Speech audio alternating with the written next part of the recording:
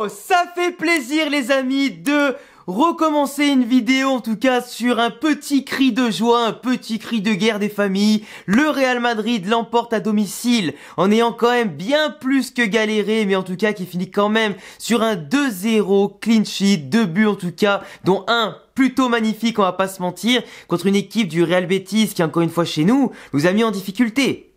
Une équipe contre qui on était un peu maudit au Bernabeu, contre qui on avait gagné que seulement un match sur les 5 derniers, et globalement on avait plus perdu que gagné contre eux avec beaucoup de matchs nuls. Le match était assez verrouillé, le match a eu du mal à rentrer, j'allais dire, dans un climax avec beaucoup d'occasions, avec beaucoup de mouvements intéressants, mais finalement il a fallu ouvrir un peu le coffre-fort, et après les buts ont découlé tout seuls, et globalement les occasions aussi. Le Real Madrid qui...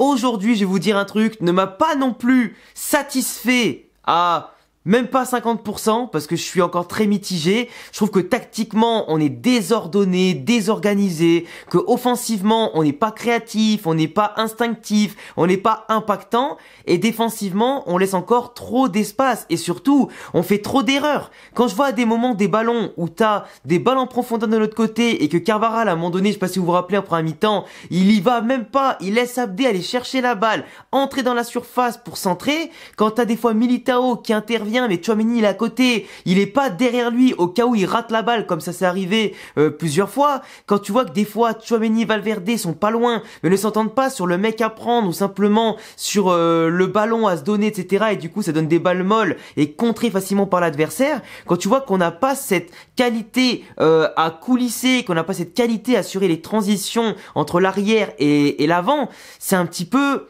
je vais pas dire compliqué, je vais pas dire non plus que ça commence à me faire flipper, mais je commence un peu à douter. Et je me dis qu'Ancelotti, même s'il y a du mieux aujourd'hui, faut resserrer la vis. Faut que là, on revoie ce match par rapport au précédent, qu'on voit ce qui est amélioré et encore ce qui est amélioré. Parce que là, le Real Madrid, pour moi, c'est qu'à même pas 30% de ce potentiel, voire même pas 20% en fait.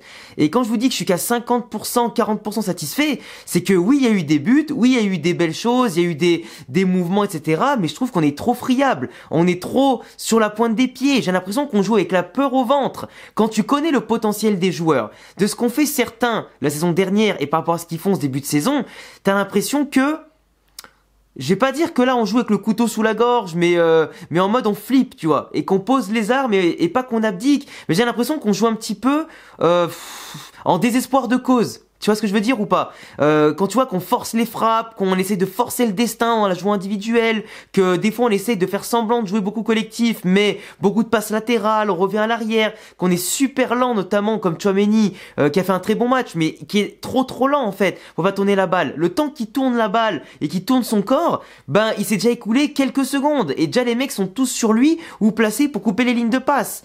Quand il faut 3-4 touches, alors qu'à l'époque il fallait pour certains joueurs qu'une ou deux touches de balle pour se placer, aller chercher la balle, combiner, etc., se déplacer, là aujourd'hui on a besoin du double ou triple de touches de balle pour faire les différences et faire circuler le ballon.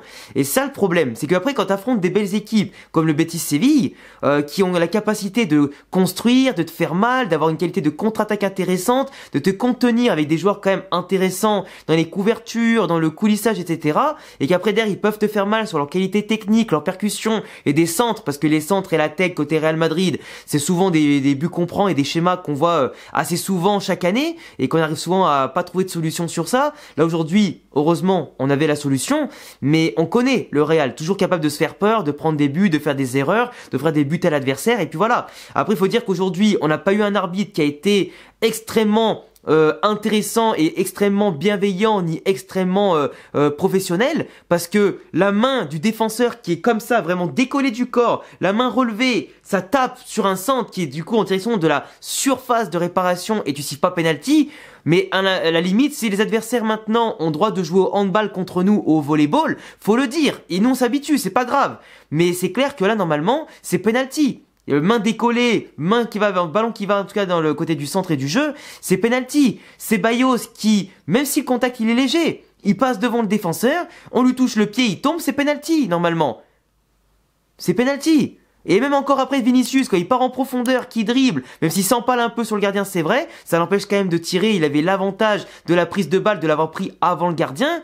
On trouve encore le moyen de nous dire qu'il y a hors-jeu, alors qu'il n'y avait pas du tout hors-jeu, et qu'il a fallu revoir ça à la VAR, après que les deux autres n'aient pas été checkés à la VAR, pour qu'il y ait penalty. Et pour sceller la rencontre. Et d'ailleurs Vinicius, je vais lui dire bravo, parce que malgré le fait qu'il ait ouvert sa bouche, qu'il ait pris un carton jaune, que dans les dribbles en ce moment il est pas bon, que dans l'impact et la percussion il est pas bon, qu'il réussit quasiment aucun centre et aucune passe intéressante, qu'il a pas le niveau ballon d'or en tout cas qu'on attend de lui cette année, il est loin des standards des 2 saisons dernières individuellement, le temps qu'il se prépare, le temps qu'il rentre dans sa saison, il va peut-être falloir qu'il se bouge un petit peu. Mais au-delà de ça, dans l'attitude, il a réussi à ne pas prendre un deuxième carton jaune en revenant défendre. Il a su qu'il fallait pas mettre le pied, qu'il fallait pas y aller à fond. Uniquement avoir un rôle de joueur qui va gêner les attaquants ou les milieux offensifs de son côté pour en tout cas bien défendre et laisser le temps à Carvajal de revenir ou laisser le temps à Tchouaméni ou Valverde d'intervenir ou Militao. Mais c'est vrai que du coup, il a gardé son rôle tranquillement. Il a su se calmer au fur et à mesure du temps parce que d'habitude quand il s'énerve contre l'arbitre, les injustices, les fautes qu'il subit, les fautes non sifflées, etc.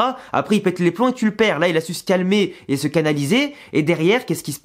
Ben en plus il provoque le penalty et en plus il l'offre à Kylian qui venait de marquer un but, on en revient juste après, mais il offre le penalty, sachant qu'il a tiré le dernier penalty contre Las Palmas. On pensait que c'était lui le tireur attitré, mais là on voit bien que pour mettre en confiance Kylian qui venait d'ouvrir son compteur, il lui offre la possibilité d'un doublé et encore plus mettre ses démons loin de lui et après sortir derrière sous l'ovation du public qui a reconnu en tout cas la belle prestation d'Mbappé, du moins la prestation correcte d'Mbappé parce qu'il peut faire encore beaucoup mieux que ça, mais je vais dire correct, c'est pas encore un level 8 ou 9 sur 10, même si ses buts font grimper la note. Pour moi Mbappé c'est un 6 sur 10 aujourd'hui et il peut faire beaucoup mieux que ça. Et Vinicius pareil, leurs tandems aujourd'hui sont beaucoup cherchés, sont beaucoup trouvés, des fois des passes un peu latérales, dans des contre-attaques, en tout cas des beaux mouvements, quand Kylian se démarquait, arrivait à faire un contrôle qui mettait dans le vent le défenseur, il lance Vinicius, tout ça, ils peuvent être encore beaucoup plus rapides, beaucoup plus instinctifs et beaucoup plus tranchants sur leurs occasions à 2 ou à 3 avec Rodrigo. Mais c'est clair que Vinicius, qu'il a fait pour donner le penalty et mettre en confiance son copain, ça se voit qu'il n'y a pas de problème entre les deux. Valverde est venu le féliciter. Il a même en tout cas aussi Vinicius demandé au public de l'encourager. Tu vois, c'était parfait. C'est ça un vestiaire, c'est ça une famille. Valverde d'ailleurs au passage qui nous a fait sur l'action du but une talonnade passe décisive, en plus d'une action où tout le long du match il a été dans tous les bons coups, dans les sorties de balle, dans les remontées, dans les récupérations. Valverde c'est le futur capitaine du Real Madrid, il a été incroyable. Et là, sa talonnade qui montre qu'il est capable aussi du meilleur et d'une aspiration géniale à la passe comme un Toni Kroos, c'est parfait.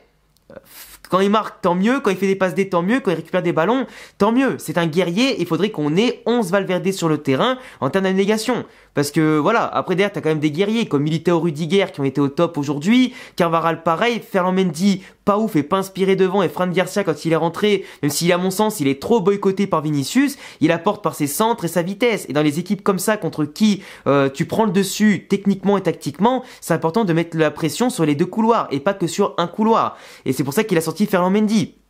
Et d'ailleurs sur le but, c'est lui qui centre. Et d'ailleurs Brahim Diaz qui a tout changé en rentrant comme d'habitude, et aller prendre la balle, le petit contrôle pour l'empêcher de sortir et se remettre dans le sens de l'action. La passe à Rodrigo, la combinaison avec Valverde après, Mbappé comme un grand attaquant qui sent le coup, qui y va à la limite du hors-jeu et qui marque en une touche de balle. C'est ça qu'on demande. Mais dès qu'ils se mettent à jouer, ils sont trop forts. Et Bellingham n'est pas encore revenu. D'ailleurs on a plus vu Bellingham à un moment donné qui célébrait que Mbappé qui célébrait. Il y a eu des petites coupures et tout. À des moments il a pas eu le temps de faire son petit truc comme ça. Mais c'est vrai que tu vois le Real quand ils se mettent à jouer et faire la différence en combinant leurs qualités collectives, ça détruit tout. Mais comme on a attendu quand même plus d'une heure avant qu'il y ait un semblant de football, car c'était encore redondant, c'était pas inspiré, c'était rien du tout, et on se faisait en plus des grosses frayeurs. Heureusement que Courtois était là et que les défenseurs étaient là au dernier moment, parce que vraiment on aurait pu prendre au moins un but en première mi-temps.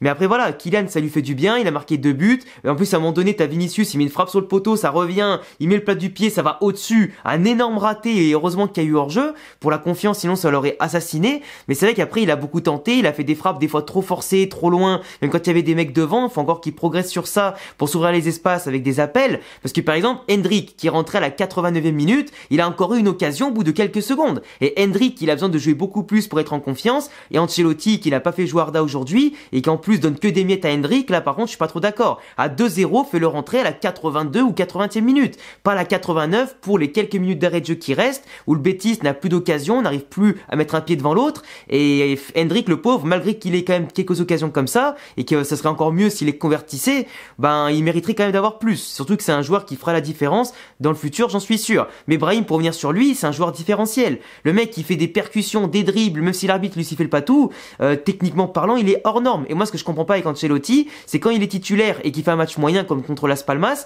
il le sort à la mi-temps. Par contre, dès que Mbappé, Rodrigo, Vinicius font un match pas bon, ils sortent pas avant la 80-85e. Donc il y a un problème de jugement et de justice dans l'effectif du Real, dans la concurrence et la gestion des joueurs et du temps de jeu, qui n'est pas ouf. Ceballos aujourd'hui, qui devait partir peut-être au Betis à la fin du mercato, finalement il est titulaire contre le Betis aujourd'hui, comme si le Real voulait les narguer, en disant vous avez pas mis le prix pour le prendre, bah maintenant on le met contre vous. C'est un profil qui est intéressant pour la conservation, pour apporter de la technique et tout, surtout quand c'est quasiment le seul créateur sur le terrain, mais aujourd'hui il a pas fait de différence, il a pas été impactant, il a pas été intéressant, et c'est ça le problème aussi. Après t'as Modric qui est rentré, qui avait 5 ballons, il en a perdu 5, et en plus ça nous a provoqué des comptes contre nous, il a pas été inspiré aujourd'hui, le maestro croate, mais c'est pas grave, c'est une légende, on laisse passer.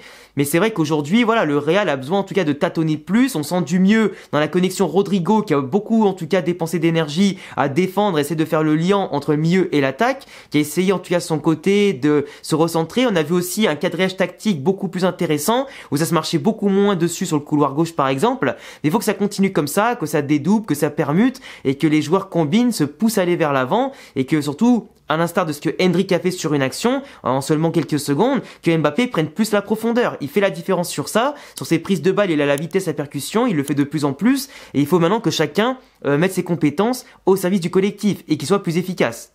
Enfin bref, je vous laisserai me dire en commentaire ce que vous avez pensé de ce match-là. Abonnez-vous, cochez la cloche, mettez le petit pouce bleu et un petit commentaire avec pourquoi pas votre homme du match. Pour ma part, ça peut largement être Brahim, ça peut être Mbappé, ça dépend comment on voit le match, en tout cas, ou Valverde pour sa passe décisive et son activité. Et puis voilà, en tout cas, je vous laisserai me dire tout ça. À la Madrid, in Damas, et à bientôt pour d'autres vidéos. Ciao les frérots!